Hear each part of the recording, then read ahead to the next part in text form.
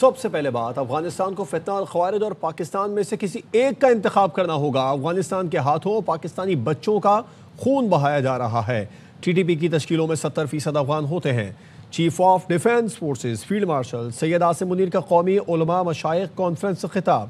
سپہ سالار نے کہا کسی اسلامی ریاست میں ریاست کے علاوہ کوئی جہاد کا حکم اور فتویٰ نہیں دے سکتا۔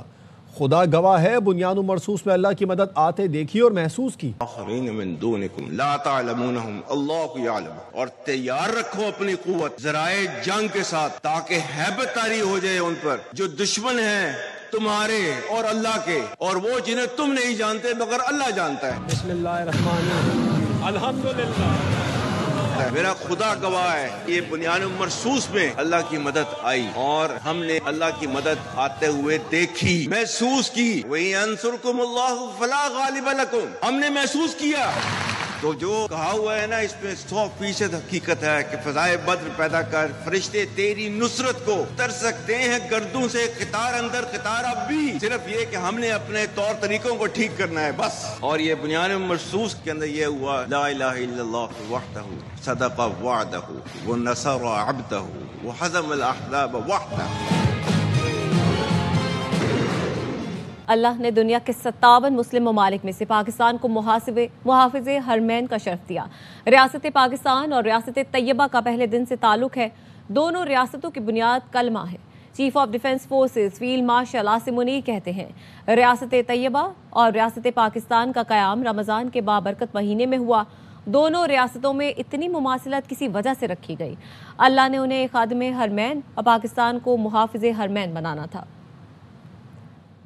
57 اسلامی ملک ہے، لیکن اللہ تعالیٰ نے محافظین حرمین کا جو شرف ہے وہ پاکستان کو دیا۔ وَأَلَّفْتَ بَيْنَ قُلُوبِهِمْ لَوْ أَنفَقْتَ مَا فِي الْأَرْضِ مَا أَلَّفْتَ بَيْنَ قُلُوبِهِمْ وَلَكِنَّ اللَّهَ أَلَّفَ بَيْنَهُمْ۔ ریاست پاکستان اور ریاست طیبہ، ان کا پہلے دن سے آپس میں ایک تعلق ہے۔ وہ 1400 سال پہلے جو ریاست بنی تھی کلمے کی بنیاد کے اوپر، تو اس کے 1300 سال کے بعد ایک اور ریاست بنی، وہ بھی کلمے کی بنیاد کے اوپر۔ اور اللہ تعالیٰ نے ان دونوں ریاستوں میں اتنی زیادہ مماثلت رکھی کہ دنیا اسلام میں اور کوئی ایسی ریاست کیوں نہیں بنی کلمے کی بنیاد کے اوپر، صرف واحد آپ کی ریاست کیوں بنی کلمے کی بنیاد کے اوپر۔ ریاست طیبہ اور ریاست پاکستان، جن کے بننے کی وجہ ایک، جن کا نام ایک، جن کا مہینہ ایک، رمضان کا مہینہ 27 رمضان المبارک، اور جن کے بننے میں ہجرت کا عنصر شامل، تو یہ اتنی زیادہ مماثلت جو ہے اللہ تعالیٰ نے رکھی ہوئی ہے تو کسی وجہ سے رکھی ہوئی، کیونکہ اللہ تعالیٰ نے ان کو جو ہے خادم الحرمین بنانا تھا اور ہمیں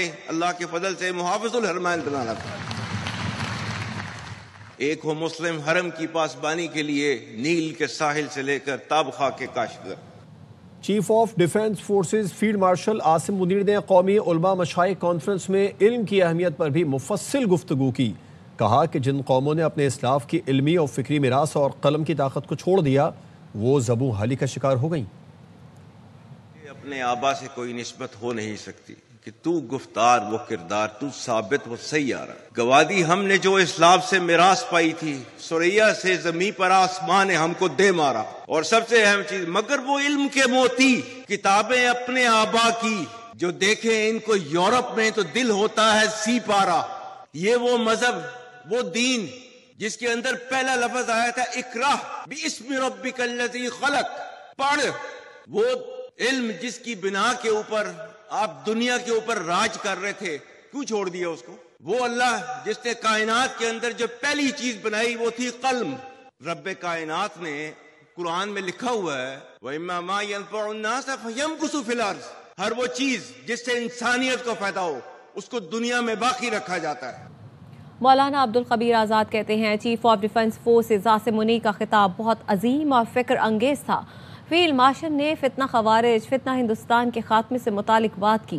قومی سلامتی کے ادارے اور حکومت جو فیصلہ کرے گی قوم ساتھ کھڑی ہوگی۔ مفتی عبدالرحیم نے کہا، فیلڈ مارشل نے واضح کہا پاکستان کی افغانستان کے لیے خدمات بہت بڑی تھیں۔ افغانستان ہمارا برادر ملک نہیں ہے کیونکہ برادر خون نہیں بہاتا۔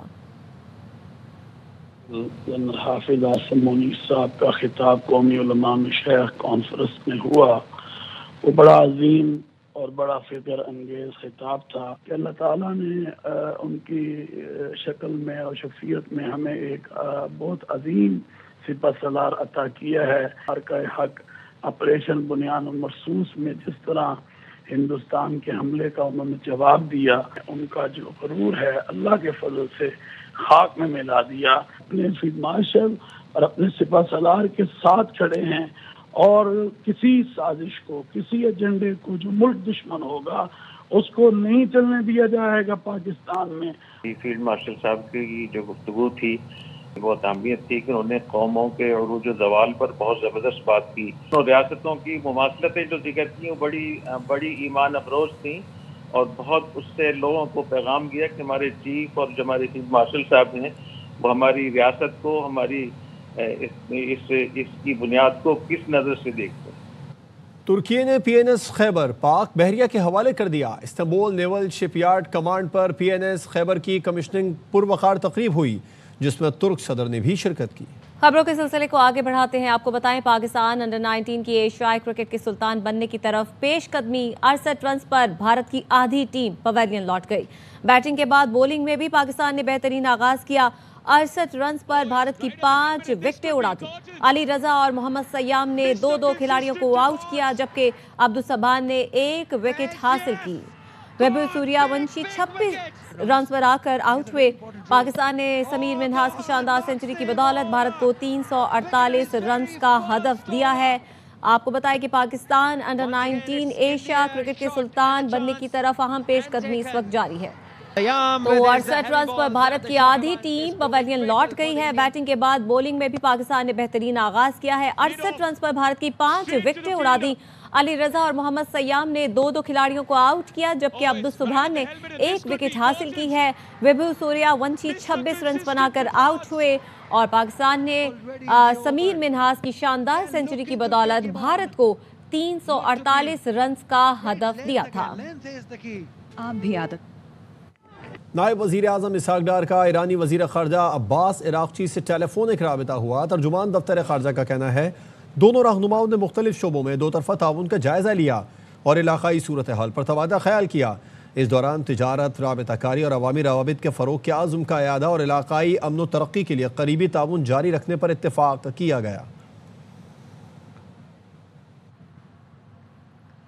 پاکستان میں تعینات ایرانی سفیر نے پاکستانی صدر کی پرواز کا ایرانی فضائی حدود سے گزرنے پر خیر مقدم کیا. انہوں نے خیر سگالی پیغام پر صدر مملکت کو دلی تشکر کا اظہار کرتے ہوئے کہا دونوں ممالک کے درمیان باہمی احترام اور دوستی کے گہرے تعلقات ہیں.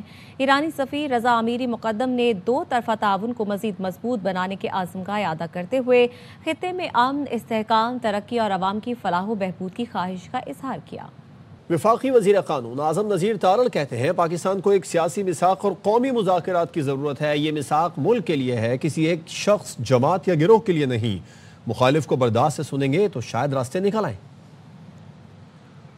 سیاست میں رواداری بھی دیکھی ہے تو سیاست میں شدت پسندی بھی دیکھی ہے. سیاستدان کو کسی نہ کسی حوالے سے راستہ تلاش کرنا ہوتا ہے تاکہ سیاست میں شدت پسندی اور تشدد اپنا راستہ نہ اپنائے. آج ہم سب کو پھر مل بیٹھ کے ایک بڑے نیشنل ڈائیلاگ کی ضرورت ہے. پاکستان کو آج ایک سیاسی میثاق کی ضرورت ہے اور یہ میثاق صرف اور صرف وطن عزیز کے لیے ہے، کسی ایک شخص کے لیے نہیں ہے، کسی ایک ذات کے لیے نہیں ہے، کسی ایک جماعت کے لیے نہیں ہے، کسی ایک گروہ کے لیے نہیں ہے. ہمیں تنقید کو مثبت انداز میں لینا چاہیے اور برداشت پیدا کرنی چاہیے کہ اپنے مخالف کے ساتھ بھی بیٹھ کے بات کریں اور اس کی کہی ہوئی بات جو ہے اس کو بھی تحمل اور برداشت سے سنیں. شاید اسی طرح سے آگے راستے نکل آئیں. پاکستان میں صرف پاکستان کا ماڈل چلے گا. سابق وزیر اعظم شاہد خاقان عباسی کا تحریک تحفظ آئین پاکستان کی کانفرنس سے خطاب. کہا معیشت میں بہتری کے لیے سیاسی استحکام ضروری ہے. ہمیں عوام کے بنیادی حقوق کے لیے جدوجہد کرنا ہوگی. بات نہیں کرتے، آئین کی بات نہیں کرتے تو ہمیں فنڈامنٹل رائٹس کی جدوجہد کرنی ہے. یہ سمجھنا پڑے گا اگر ملک میں سیاسی استحکام نہیں ہوگا تو ملک کی معیشت نہیں بڑھے گی. ہم بہت سی باتیں کرتے ہیں، ہم فلانے ماڈل کو لے آئیں گے، فلانے ماڈل کو لے آئیں گے. پاکستان میں صرف پاکستان کا ماڈل چلے گا. اپوزیشن کے اکابرین یہاں پر ہیں، ان سے ضرور گزارش کروں گا اپنی حکومت کو ایک ماڈل حکومت بنائیں، وہ سہولتیں مہیا کریں جو پاکستان کے عوام کو ہونی چاہیے. اور یہ نہ ہو کہ کل جو لوگ آج اپوزیشن میں ہیں کل حکومت میں بیٹھے ہیں اور ان کے پاس حل کسی معاملے کا نہ ہو. بانی پی ٹی آئی کو سیاسی انتخاب کا نشانہ نہیں بنایا جا رہا. اگر یہ سمجھتے ہیں کہ مقدمات سیاسی ہیں تو رہائی عدالتوں سے ہی مل سکتی ہے. گورنر خیبر پختونخوا فیصل کریم کھنڈی کہتے ہیں بشرا بی بی کیسے غیر سیاسی ہو سکتی ہیں؟ ڈی چوک ریلی میں کون تھا؟ وزیر اعلیٰ صوبے کو دہشت گردوں سے پاک کرنے کے لیے آپریشن کو سپورٹ کریں. میں نہیں سمجھتا کہ سیاسی انتقام کا نشانہ بنایا جا رہا ہے. جو کیسز ہیں وہ کنوکٹڈ ہیں. اگر وہ سمجھتے ہیں کہ سیاسی چیز ہے وہ غلط پکڑی گئی ہے یا خان صاحب کو غلط سزا ہے تو عدالتوں سے ہی رہائی مل سکتی ہے. ڈی چوک پہ ریلی لیڈ کی تھی وہ بھی بشر بی بی تھی کہ اس برقعے میں کوئی اور تھا. تو اب آپ کہتے ہیں کہ جی وہ تو سیاست میں نہیں ہے. سارے جو ہے وہ پوسٹنگ ٹرانسفر وہ کرے, سارے جو ہے وہ ٹھیکیداروں سے ملے اور کمشنیں لیں. ہمارے سی ایم صاحب کو چاہیے کہ ہمارے اپنے صوبے پہ توجہ دیں, لا اینڈ آرڈر کی سچویشن کو دیکھیں. گورننس کے حوالے سے بہت سے ایشوز ہیں. جہاں جہاں پر بھی دہشت گردی ہوگی, جہاں جہاں پر بھی دہشت گرد ہوں گے وہاں پر آپریشن انٹیلیجنس بیس ہوں گے. سی ایم صاحب کو اس کو سپورٹ کرنا چاہیے. وہاں پر امن ہوگا, کمپنیز بھی آئیں گی, وہاں پر انویسٹمنٹ بھی کریں گے. وفاقی وزیر داخلہ محسن نقوی اور وزیر مملکت داخلہ طلال چودھری کا لاہور ایئرپورٹ کا دورہ. امیگریشن پروسیس کا جائزہ لیا, مسافروں سے ملے اور امیگریشن کے عمل کے بارے میں پوچھا. محسن نقوی نے ایف آئی اے اہلکار کو اچھی کارکردگی پر شاباش دی اور حوصلہ افزائی کی. محسن نقوی نے کہا کسی مسافر کو بلا جواز سفر سے نہیں روکا جائے گا. پیشہ ور بھکاری یا نامکمل دستاویزات پر کسی کو سفر کی اجازت نہیں دی جا سکتی. پاکستان کی بدنامی کا باعث بننے والوں کی جگہ جیل ہے.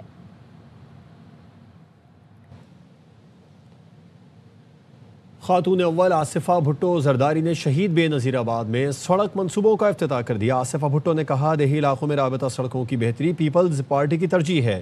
شہید بے نظیر بھٹو کا ویژن پسماندہ دیہی علاقوں کو ترقی کے مرکزی دھارے میں لانا تھا. سڑکیں نہ صرف سفر کو آسان بناتی ہیں بلکہ معاشی سرگرمیوں کو بھی فروغ دیتی ہیں. منصوبوں سے 39,000 افراد مستفید ہوں گے. کسانوں کو منڈیوں تک رسائی میں سہولت ہوگی. آصفہ بھٹو نے سلطان موری اور کرنل موری کے قریب سڑکوں کی بحالی اور توسیع منصوبوں کا افتتاح کیا.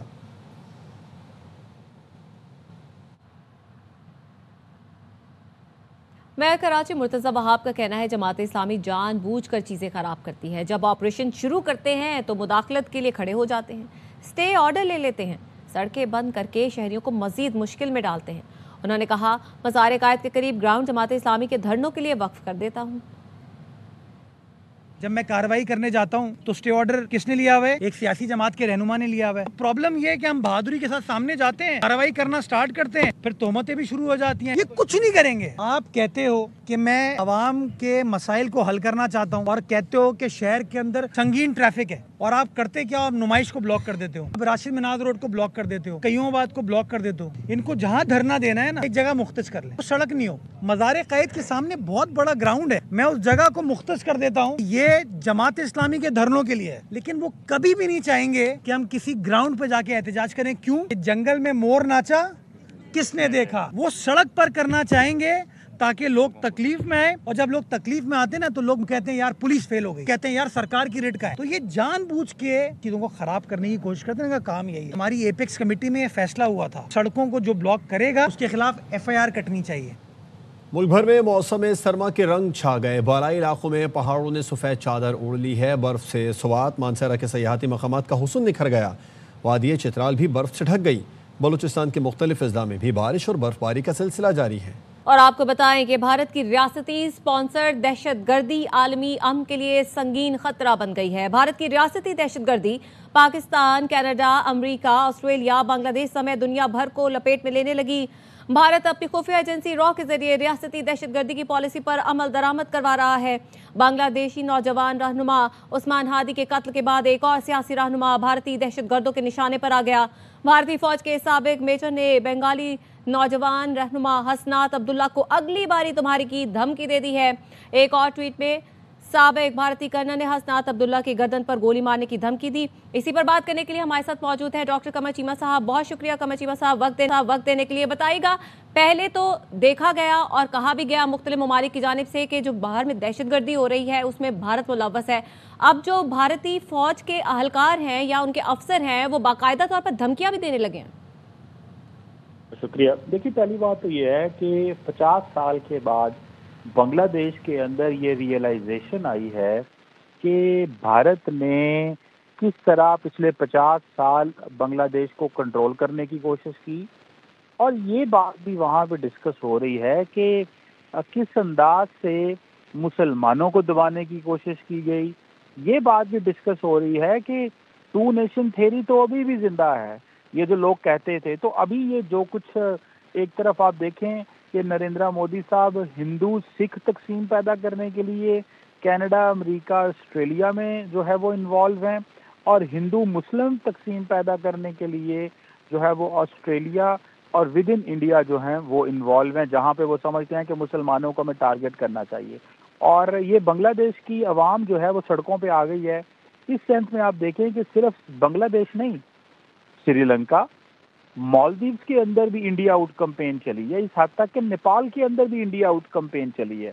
تو بھارت کے اندر اس وقت پینک ہے کہ ہر طرف سے بھارت جو ہے وہ آئسولیٹڈ ہے، اور بھارتی ڈیپ اسٹیٹ جو ہے وہ فرسٹریشن کا شکار ہے. اسی لیے ان کے جو فوجی ہیں سابق، وہ بنگلہ دیش کے یوتھ کو دھمکیاں بھی دے رہے ہیں، ٹارگٹ بھی کر رہے ہیں. وہ سمجھتے ہیں کہ شاید ہم بنگلہ دیش کی یوتھ کو دبا لیں گے، ان کو پریشرائز کریں گے، تو شاید وہ اپنی مرضی کے رزلٹ حاصل کریں گے.